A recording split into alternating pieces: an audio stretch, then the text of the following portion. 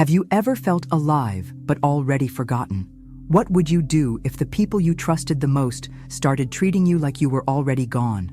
This is the story of how I lost everything and how I got it all back on my own terms. Stay with me, and don't forget to subscribe and tell me where you're watching from in the comments below.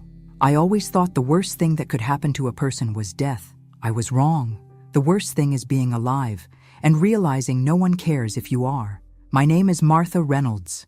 I'm 84 years old, born and raised in a little town in Illinois. I used to be strong, fierce even, the kind of woman who ran a household, balanced a checkbook to the penny, and held family dinners every Sunday without fail. But life has a way of peeling away your layers when you get old, slowly, quietly, until you're just a burden. I still had my mind. Oh, don't think for a second I didn't know exactly what was happening around me. It was my body that betrayed me. A slow, cruel decline from the moment they diagnosed me with that damned degenerative disease. Arthritis, heart failure, tiny strokes that left me weaker each time. But my mind, sharp as ever. At first, my children, David, Lisa, and Michael, came around often enough. Lisa would bring her kids, David would sit with me in the afternoons, and Michael, well, he always had an excuse. Work, stress, you name it. But I convinced myself it was enough, until I noticed the changes. The visits became shorter, more distracted. The conversations, less about me and more about things. Or things I owned, things they wanted. I guess Mom won't be needing that china cabinet much longer, I overheard Lisa say once, laughing nervously. David talked about selling the house to help cover costs. Michael mentioned power of attorney. Just to help with the bills, Mom, nothing serious. I smiled. I nodded. I said yes to their faces and cried when they left, because even though I was still breathing, still feeling, still here, they were already dividing me up. I wasn't their mother anymore. I was inventory. One evening, after they'd left, I sat in my living room, alone with the clock ticking too loudly on the wall. I looked at the photographs, birthdays, graduations, weddings, moments when I mattered, when I wasn't just a body in a chair. I realized then, in that hollow silence, that my fight wasn't against my illness. It was against invisibility. They forgot that I built the ground they walked on. They forgot who made their Christmas mornings magical, who sat up with them through fevers and heartbreaks, who sacrificed every dream for their comfort. And now, they wanted the couch I bought, the jewelry I wore, the house I cleaned, the money I saved, but not me. Not really. I wasn't ready to let go yet, but it didn't seem to matter anymore. At night, I'd lie in bed, listening to the house creak and moan, and wonder if it was crying with me. Maybe it knew what I refused to admit. I was becoming a ghost in my own life, the kind of ghost no one notices until it's too late. And the worst part? I still loved them. Despite everything, that was my curse. But curses, I would soon learn, could be broken, and mine was just getting started. After months of half-hearted visits and quick goodbyes, it happened. A Sunday afternoon, the kind we used to spend laughing around the dinner table, now reduced to tense conversations over lukewarm coffee. David was the one who said it first. Mom, we've been thinking, maybe it's time we got you some help, a professional caregiver, someone who can be here full-time. Lisa chimed in, trying to soften the blow. You deserve proper care, Mom. We can't be here all the time. You know how busy things have been lately. Busy. Always so busy. Too busy to sit with me. Too busy to listen.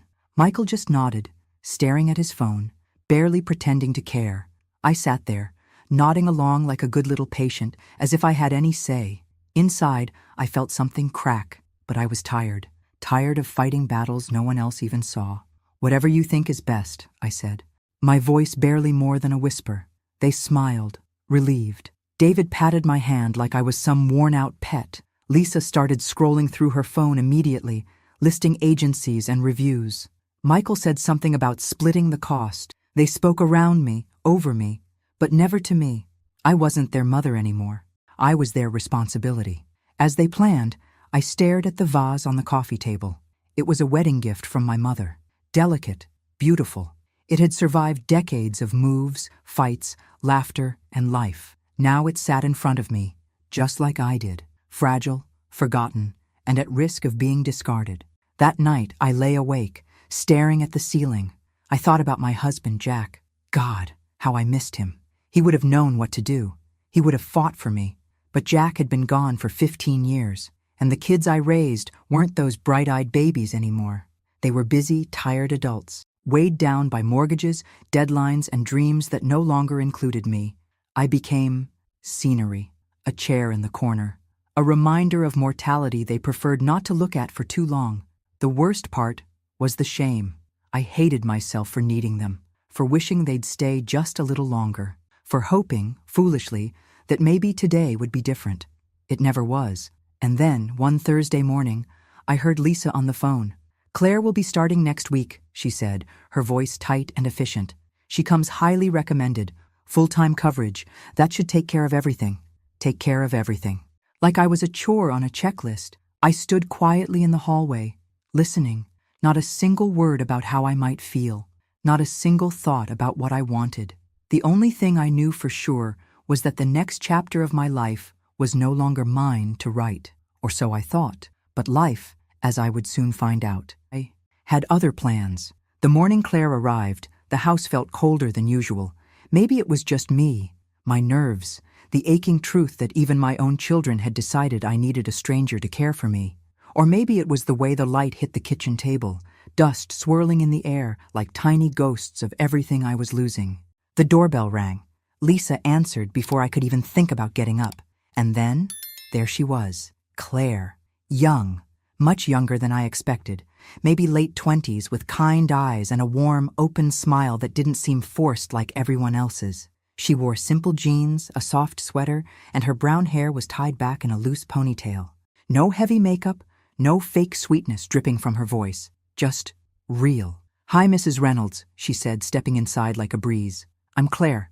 It's so nice to meet you." Her voice wasn't loud. It wasn't pitying. It was kind, calm, human. Lisa did all the talking, of course, bustling around, explaining schedules and medications like she was dropping off a package, not a person. I barely listened. I just watched Claire, and she watched me, really watched me. Not my wheelchair, not the pill bottles on the counter. Me. After Lisa left, with her usual flurry of keys jangling and promises to check in later, the house went quiet. Claire turned to me and smiled, not the professional plastic smile I'd come to expect, but something warmer. "Mind if I sit with you for a bit?" she asked. No one had asked me that in a long time. I nodded. She pulled a chair close, not across the room like the others did, but right next to me, where she could lean in and talk like I was, well, like I was still worth talking to. At first, I was stiff, cautious. I answered her questions with short, polite replies. How long had I lived in this house? What was my favorite memory here? What kind of music did I like? Simple questions. But no one had asked me simple questions in years. They only asked about my insurance, my will, my health. Claire didn't rush. She listened, really listened. When I mentioned that I used to love dancing, she laughed and said, "You've got that sparkle, Mrs. Reynolds. I bet you were the life of the party." I surprised myself by smiling. We sat for hours, just talking. Or rather, I talked, and she made it feel like it mattered. Later that afternoon, as she prepared tea for us, she told me about herself. She grew up hard, she said. No father around. A mother who worked 3 jobs just to keep a roof over their heads. She'd seen what loneliness did to people. She knew how easy it was to feel invisible. "I see a lot of myself in you," Claire said, setting the tea down gently beside me. "You're stronger than they give you credit for." My throat tightened. No one had said I was strong in a long, long time. That night, after she left, I sat by the window and looked out into the darkness. The house felt different, less like a tomb, more like a place where someone, still lived. For the first time in months, I didn't dread tomorrow.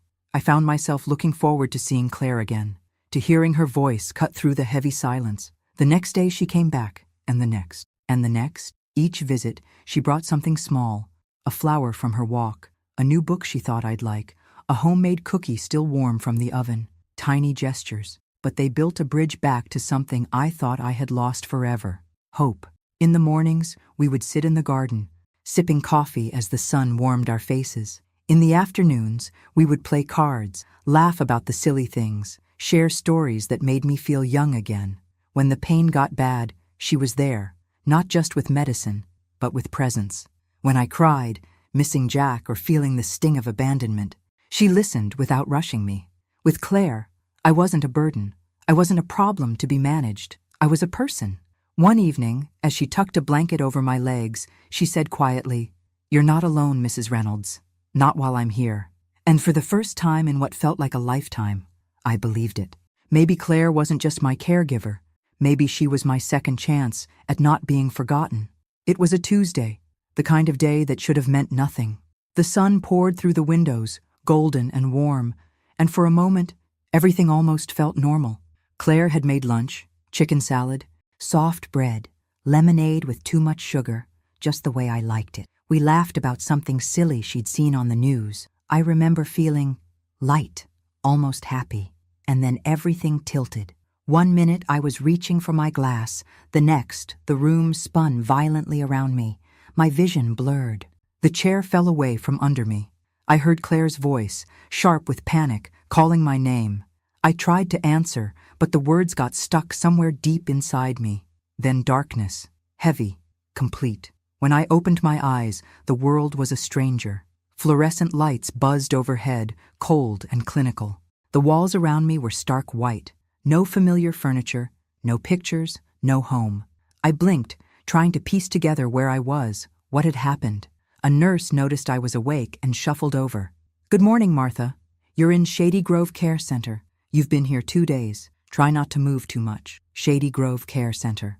A name so sanitized, it made my stomach twist. I tried to sit up, panic rising like a flood, but my muscles were too weak. "Where's Claire?" I rasped, my throat dry as sand. "She's not allowed back here," the nurse said briskly, adjusting my IV. "Your children made the arrangements. They signed the consent forms. You'll be staying with us now." I stared at her, my mind racing to catch up. Arrangements? Consent forms? No one had told me. No one had asked me. I wanted to scream, but the sound died in my chest. When the nurse left, I scanned the room. No phone, no personal belongings. My purse, my cell phone, gone. Cut off, isolated. They didn't just move me, they erased me. Hours blurred into days. The food was tasteless, a mushy parade of beige. The nurses were polite but distant, mechanical in their kindness. No visitors, no calls, not even a single text from David, Lisa, or Michael. I had become what they always saw me as, a problem tucked neatly away. At night, the cries of other forgotten souls echoed down the sterile halls, old men shouting for wives long dead, women sobbing into threadbare pillows. It was a graveyard where the bodies still breathed. I pressed my hand against the cold metal of the bed rail and made myself a promise. I would not die here. I would not let them bury me alive. But as the hours dragged on, hope thinned, until one afternoon, just when I thought I might slip into the silence for good, a figure appeared at the door.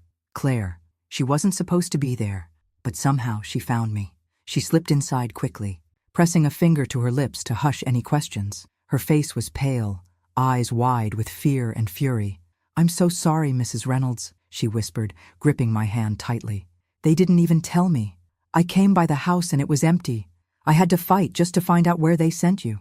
Tears welled up in my eyes. She was here. She still cared. "You still have rights," Claire said fiercely.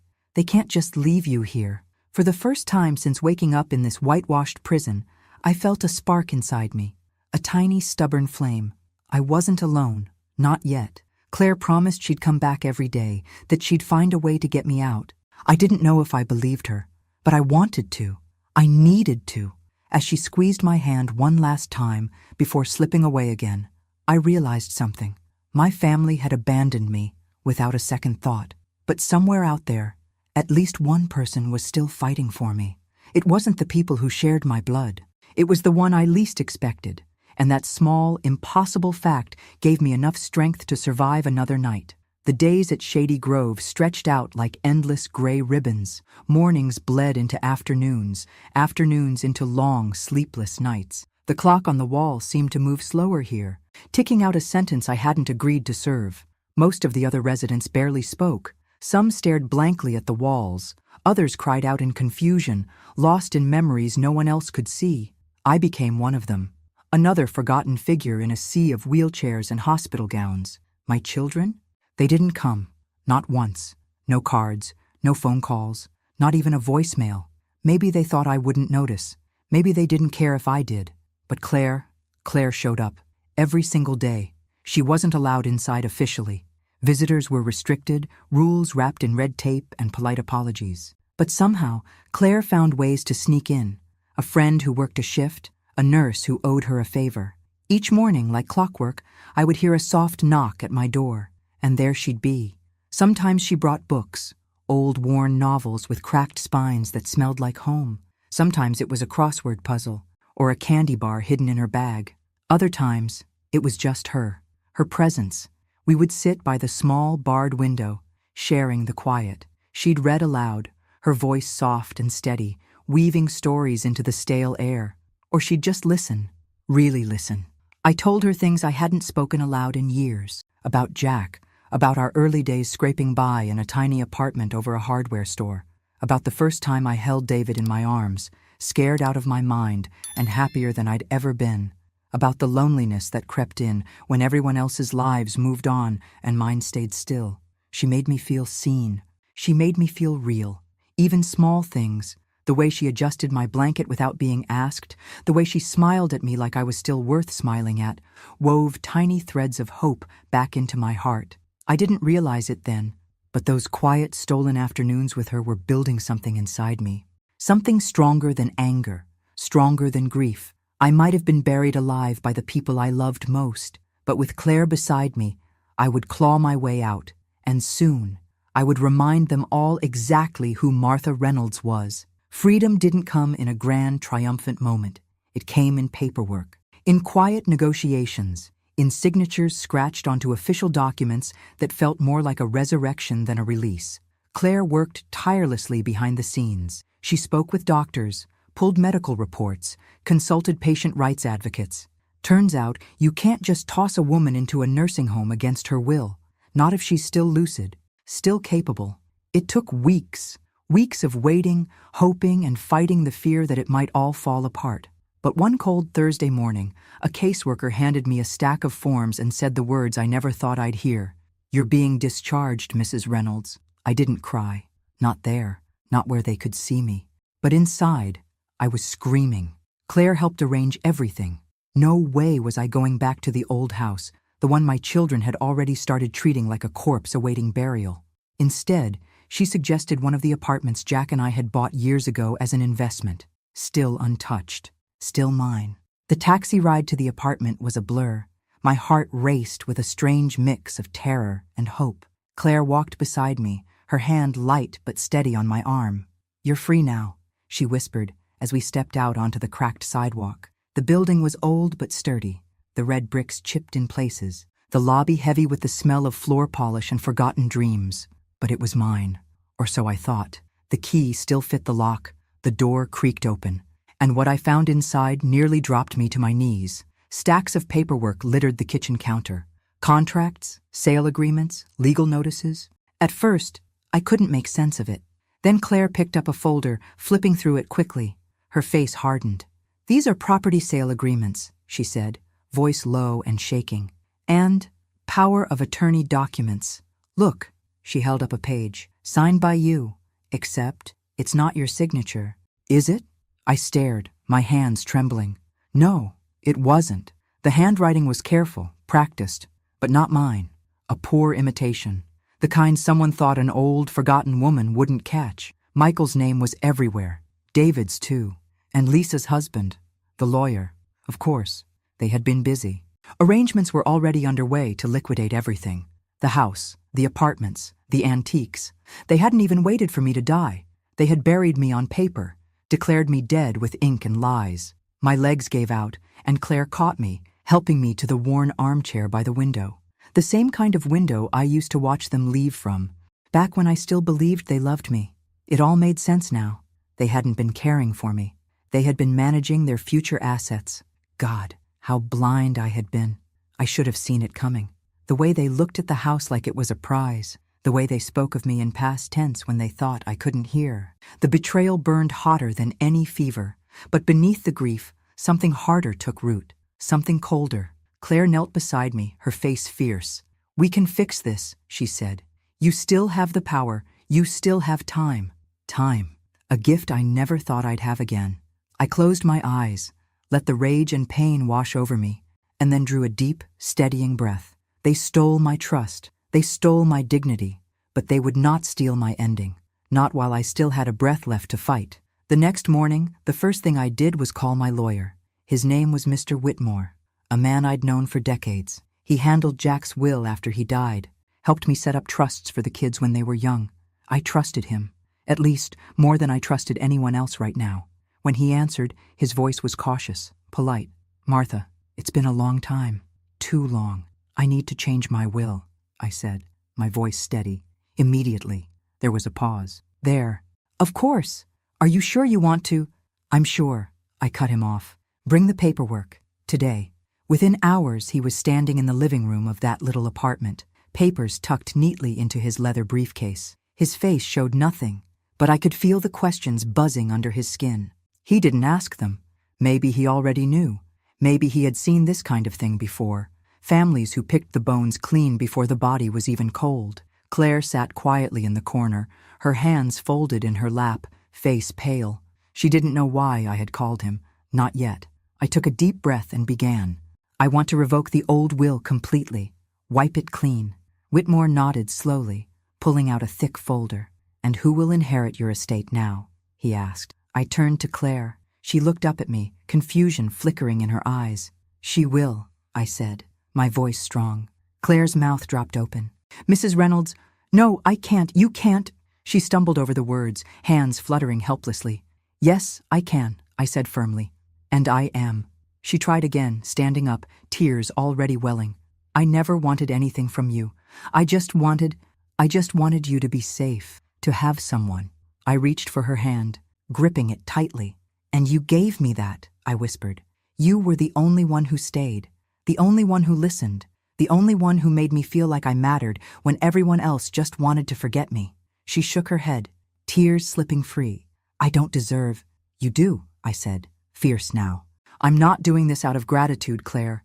I'm doing it because I choose to, because you are family, whether you realize it or not." Mr. Whitmore cleared his throat gently. "I'll need you to sign here, Martha," he said, sliding the papers across the table. My hand trembled a little as I picked up the pen, not from weakness, but from the sheer weight of the moment. I wasn't just changing a piece of paper. I was reclaiming my life. I was deciding for the first time in a long time who was worthy of the legacy Jack and I built from nothing. I signed each page carefully, deliberately. When it was done, Whitmore packed everything away, his expression unreadable.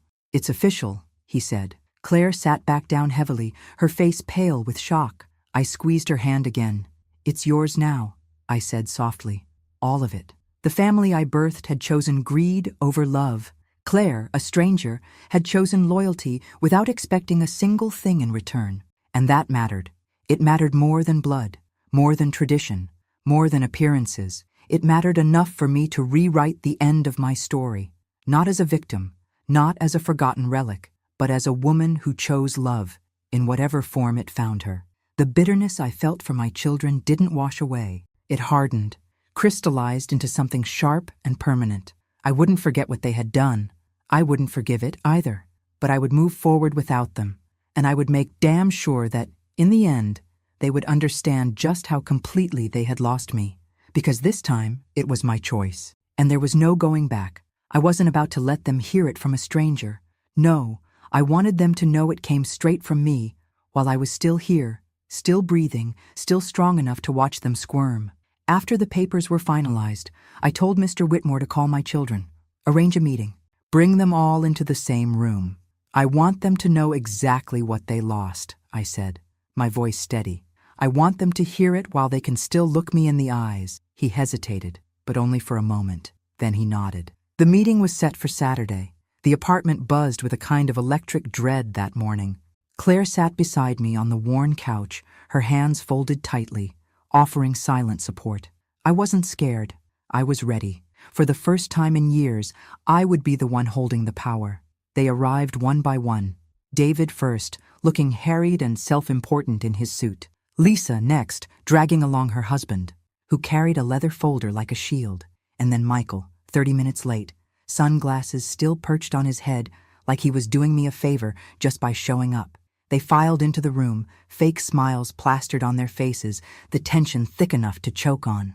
Mr. Whitmore stood quietly by the window, waiting for my signal. I didn't bother with pleasantries. "Let's get to it," I said. David cleared his throat, trying to set the tone. "We're just concerned, Mom. About your well-being."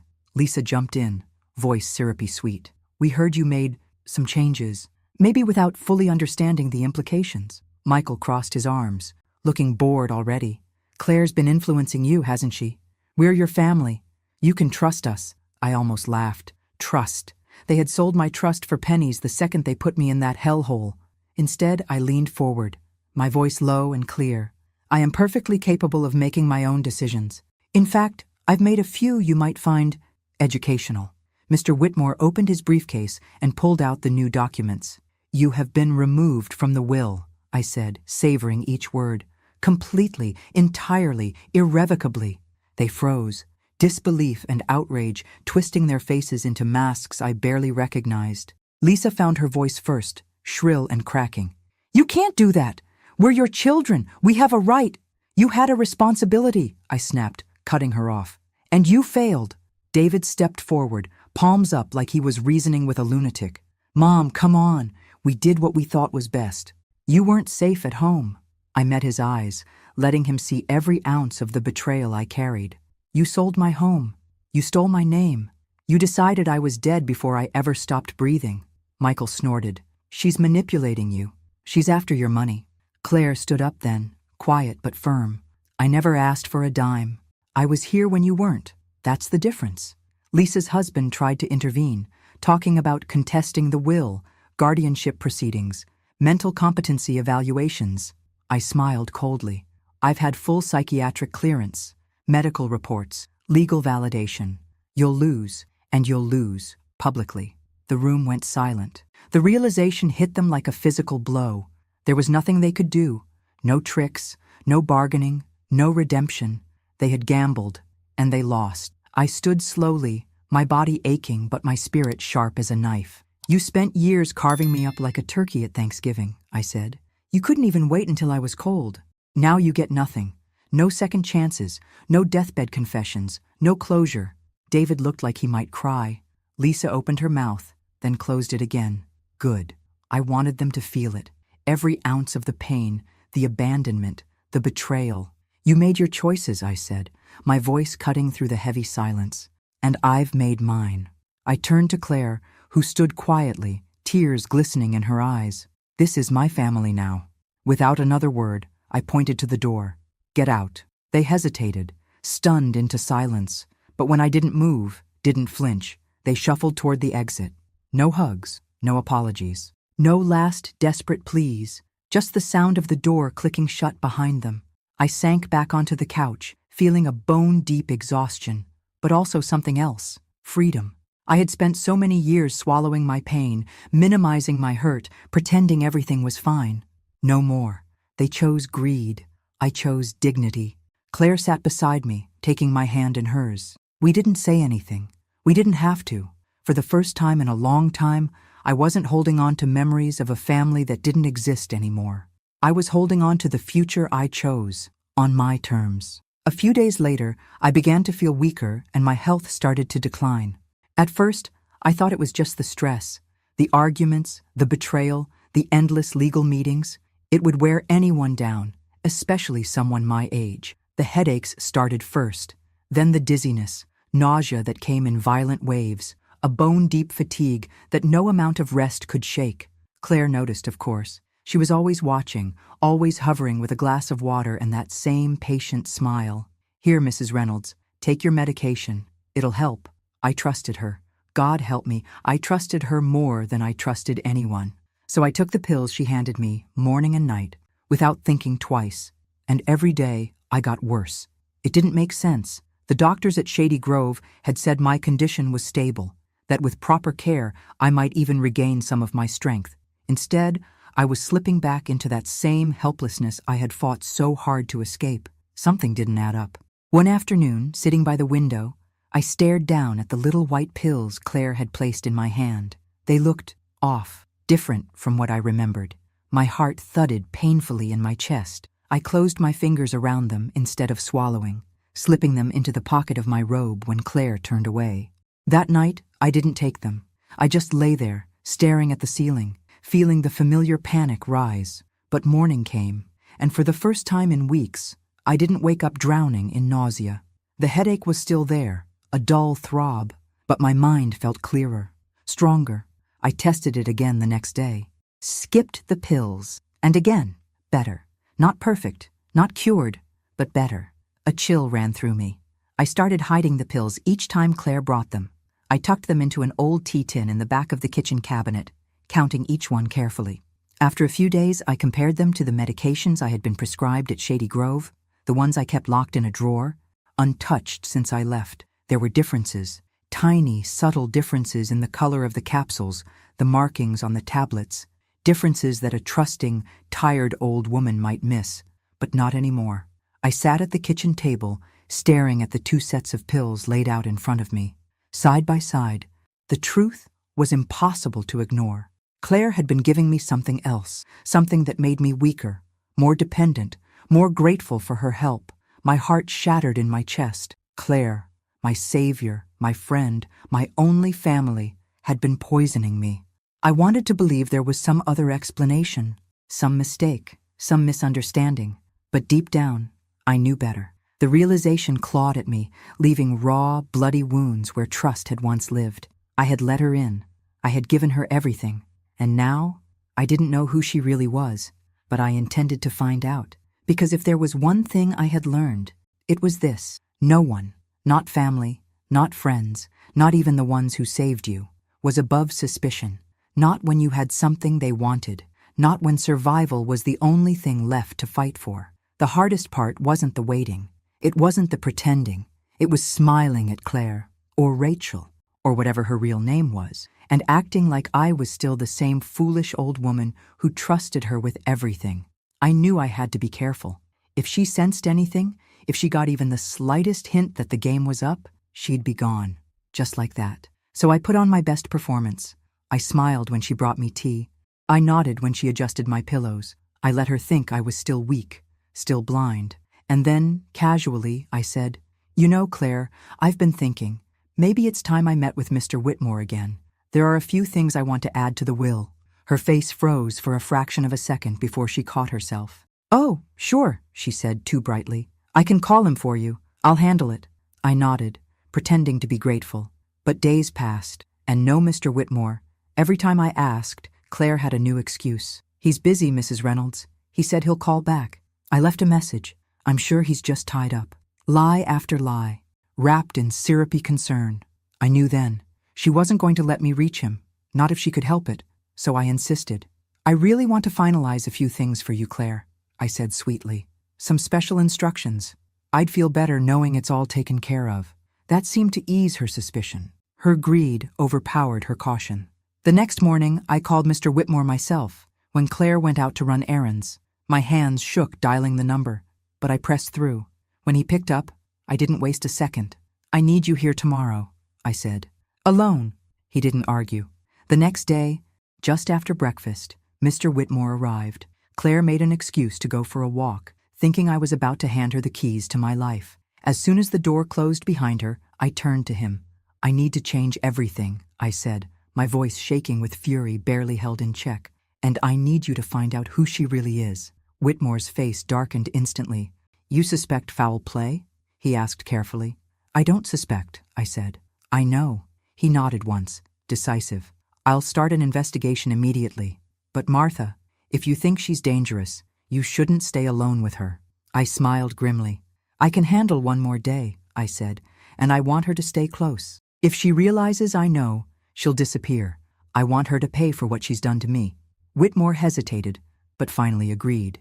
He left quickly, promising to move fast. The next 24 hours were the longest of my life. Claire returned that afternoon, all smiles and concern, completely unaware of the trap closing around her.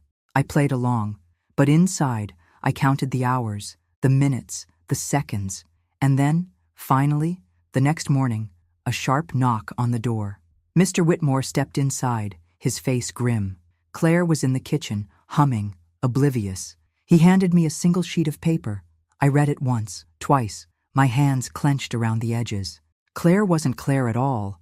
Her real name was Rachel Jennings, a con artist with a long, ugly history of targeting elderly people, lonely, vulnerable souls like me. She had drained bank accounts, forged documents, isolated her victims until there was no one left to save them, and I had given her everything. Tears burned my eyes, but I forced them down.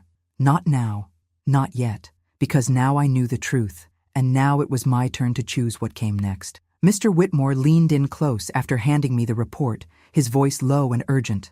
I've already contacted the authorities. The police are on their way. Mrs. Reynolds, stay calm. They'll handle it.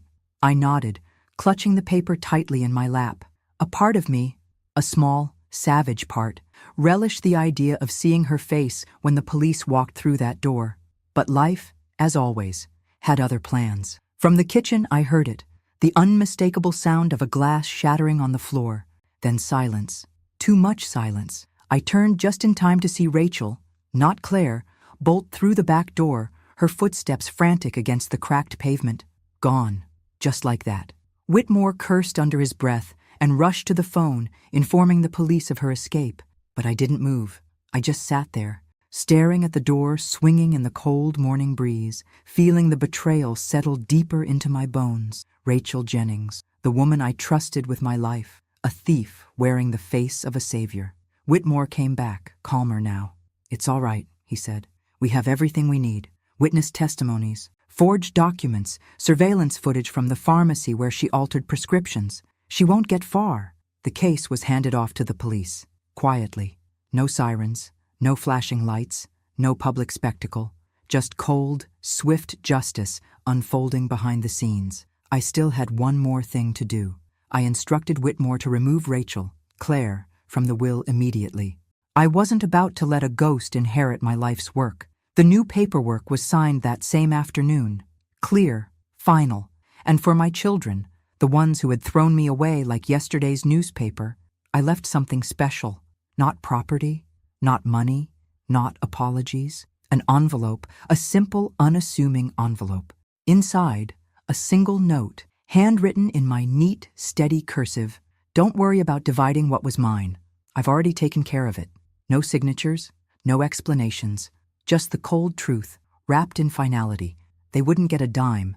Not because Rachel tricked me, not because of some stranger's betrayal, but because of their betrayal, because they abandoned me, because they let their greed outweigh their love, because I saw them for who they really were, and decided they weren't worthy of the legacy I had built. The apartment was silent again after Whitmore left, the kind of silence that didn't ache, didn't press down on my chest. It felt clean.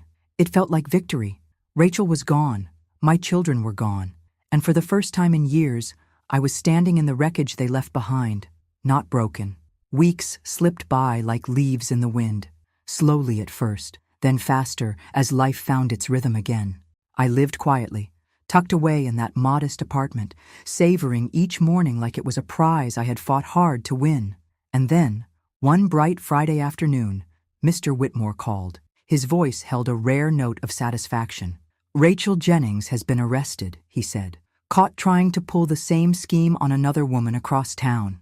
I closed my eyes, letting the words settle deep inside me, not with bitterness, not with vengeance, but with peace. Justice had found her, not in a courtroom packed with reporters, not in some dramatic showdown, quietly, efficiently, completely, the way real justice should, the way I deserved. But that wasn't the only miracle. In the days that followed, something even more astonishing began to happen. I got better. At first, it was small things. I woke up without that crushing nausea. I could sit up longer, move more freely. My headaches lessened. The dizziness faded. The doctors were baffled. With the right medication, the real medication, with decent meals, real rest, and a life no longer poisoned by fear and betrayal, my condition stabilized. Stress can do more damage than we realize, the doctor said with a small, sheepish smile. But you, Mrs. Reynolds, you're tougher than most. Damn right, I thought. Within a few weeks, I was walking again. Slowly, carefully, but walking. I made my own coffee in the mornings, watered my plants, paid my bills, little victories that tasted sweeter than any grand celebration. I wasn't the frail, forgotten woman they had all left behind. I was Martha Reynolds, and I was still here, living, choosing, deciding, commanding. As for the inheritance, the fortune they once fought over like rabid dogs, it wouldn't go to children who measured my worth in dollars. It wouldn't go to a liar who wore kindness like a mask. No, it would go to causes that mattered, to shelters that housed the forgotten, to scholarships for girls like I once was, fierce, scared, desperate for a chance, to people who needed a hand to lift them, not a hand to take from them. I sat one evening by the window, watching the sun dip low over the city. The streets below buzzed with life, messy, loud, imperfect, just like me. I thought about Jack, and for the first time in years, I didn't feel the hollow ache of his absence. I felt gratitude for the life we built, for the strength he taught me, for the voice he helped carve into my soul, a voice that had risen from the ashes, clear, unbreakable, still mine. I smiled to myself, the kind of smile that comes when you know, truly know, that you survived what was meant to destroy you. Not as a ghost, not as a victim, but as the woman I had always been, Martha Reynolds, alive, free, and finally, in control of my own ending. Thanks for listening. Don't forget to subscribe and feel free to share your story in the comments. Your voice matters.